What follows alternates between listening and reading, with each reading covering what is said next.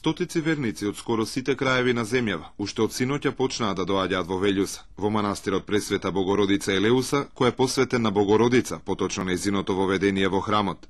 Традиционално голем број од нив присуствуваат на целоноќното бдение, службата која целосно е посветена на Пресвета Богородица, а поводот е денешниот ден на кој се слави нејзиното раѓање. Пресвета Богородица се појави како плод на очистување на старозаветниот народ во старозаветниот период и тој беше долго очекуван плод всушност, нели на постепено очистување на целиот израелски народ. Манастирот е секогаш многу посетен тие два дена.